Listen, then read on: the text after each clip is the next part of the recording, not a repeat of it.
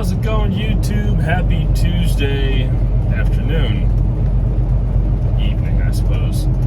Getting off to a late start today just because the load I'm going to pick up picks up this evening, then delivers tomorrow morning. It's a short hop, hopefully pretty easy to manage. We'll see what happens, of course.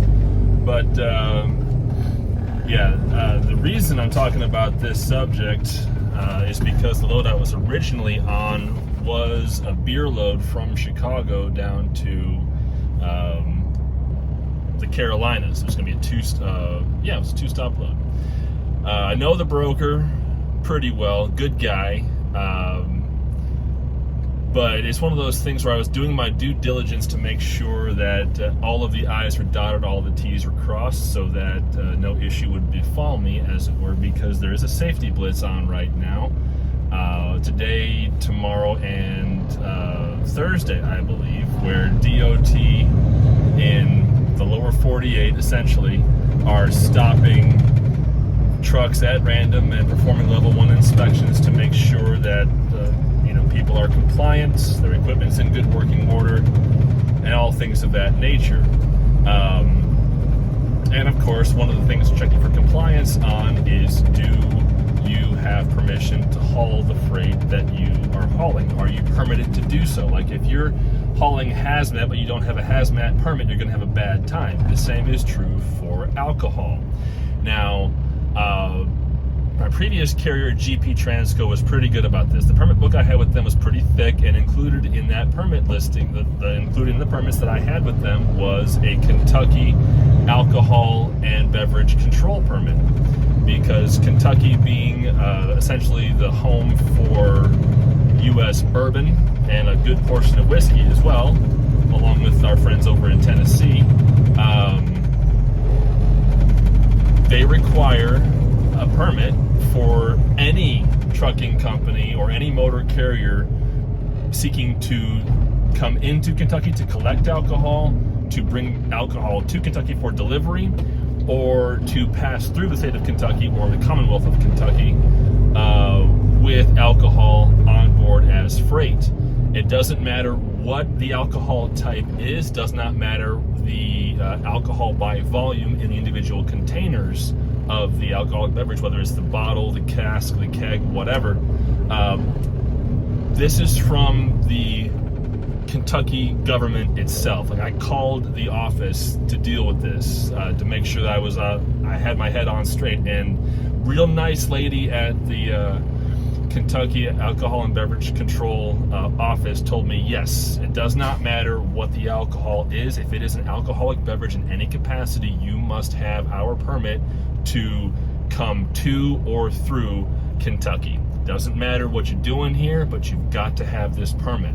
Okay, turns out the carrier I'm with right now does not have that permit. I did not fully know that, which is my fault. I should not have booked the load without making sure I had that permit in hand first, so that's on me.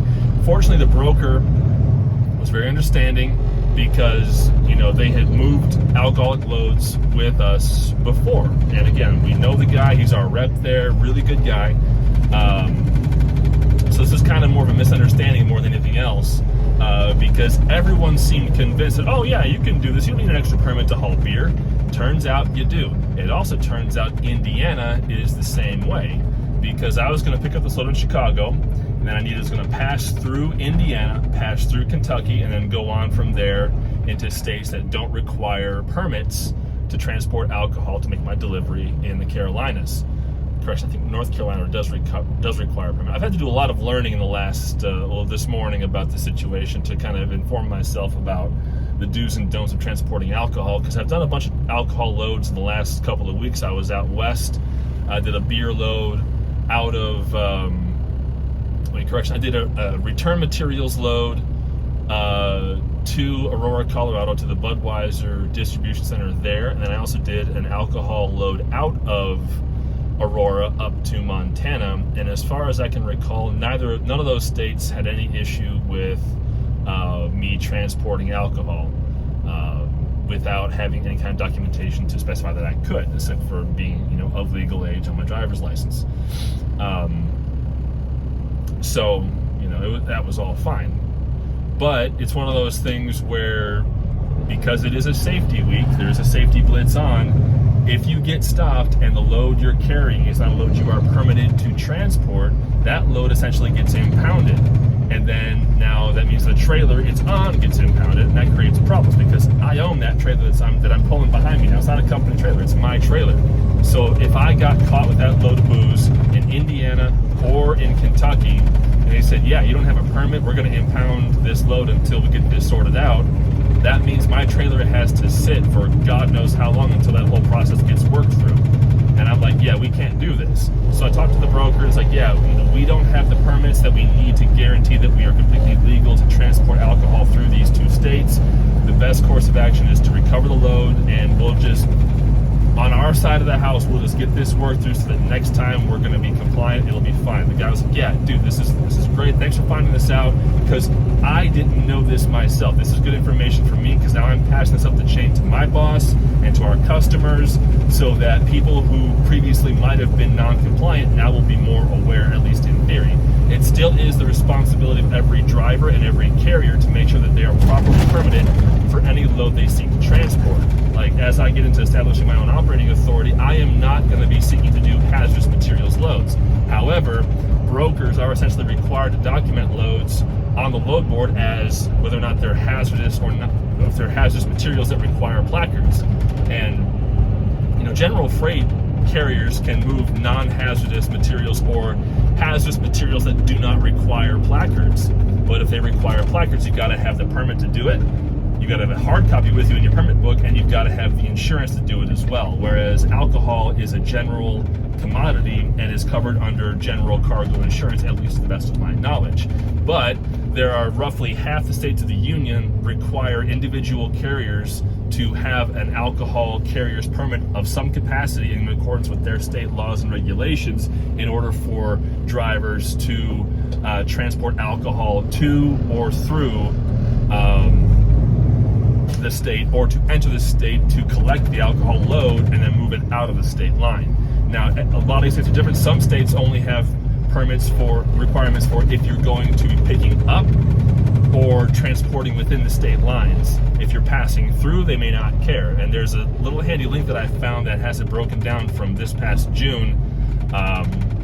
And if I remember, I'll put that link in the description so you guys can check that out for yourselves. But suffice it to say, if you are going to be transporting alcohol through Indiana, Kentucky, West Virginia, North Carolina, and a ton of other states, make sure you're doing your homework and make sure you're checking to make sure that you have the appropriate permits for each of those individual states before you book that load or pick that load up, so that you're not going to end up in a situation where if you get stopped, you end up having a non-compliant loader and it gets impounded, because that will cause problems for you, that will create problems for your carrier.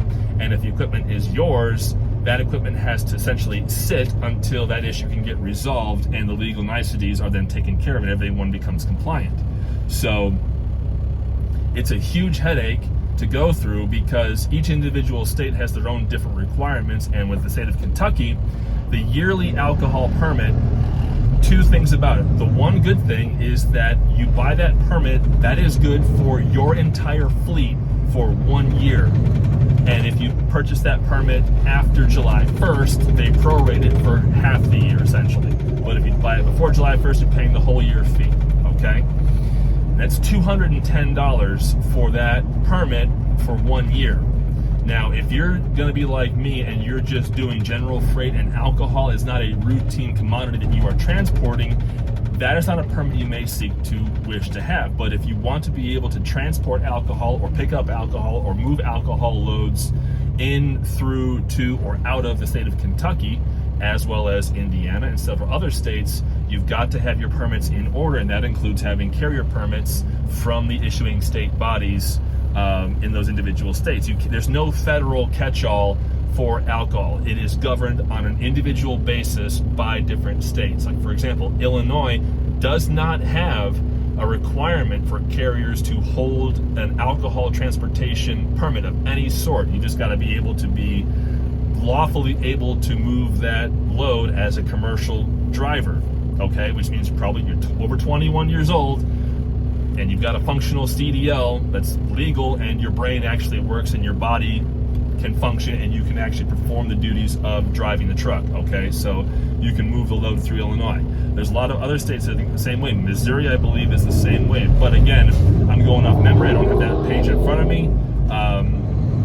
But it's very important to do your homework on these loads, because if you get stopped and you're a solo owner operator and you don't have an alcohol permit and you've got a load of Budweiser on your truck, you could be in for a real bad time, because I don't know how many states have a requirement where it's alcohol by volume permitting, or if it's just all alcohol. I know Indiana and Kentucky, it doesn't matter. All alcohol falls under these permits. Whether it could be 0.05%, you got to have a permit for it. If it's considered alcoholic beverage in any capacity, you got to have a permit for it no matter what. That's just the way it is. If you're transporting, you're moving a reefer trailer and you're hauling, frozen alcoholic popsicles at minus 25 degrees or minus 50 degrees Fahrenheit or whatever it is, you probably have to have an alcohol permit with that truck or with that load, whether it's a temporary compliance permit or a permanent permit, in order to move that load through these states.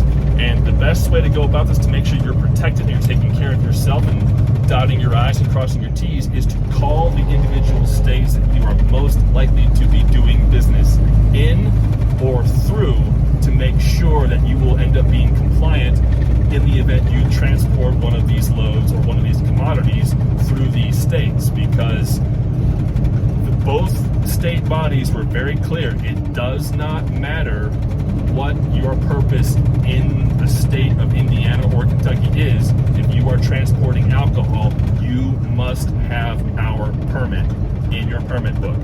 No ands, ifs, or buts. This must happen. And my carriers swore up and down, oh, we don't need this. We don't have to have this. We don't need a permit to transport beer.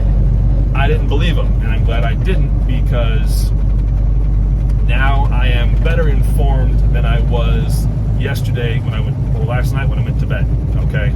So it was an unfortunate situation, and thankfully the broker, again, was very understanding, because I worked with him, made sure that, I didn't leave him hanging, didn't make him wait. It's like, all right, I'm going to make a couple of calls. If we can do this, we're still going to do this. If not, then we're just going to recover, and we'll just, we'll know for next time we got to have this safe taken care of. Now, I don't know if my carrier is going to actually go ahead and get those permits or not, because they do move a lot of alcohol loads. And again, if you've been watching my videos for a while, I'm making it a point not to reveal who they are, for their protection, for my protection, and also because I'm still under contract with them. So it's to my advantage and their advantage for me not to drag them under the bus for really having dropped the ball quite badly on this situation. Now, again, it's also my fault. I didn't do my homework first to make sure that I was going to be in compliance before I booked the load. So a lot of time got wasted. Another carrier that could have moved that freight could have gotten that load booked up, and it could have saved a lot of headache for the customer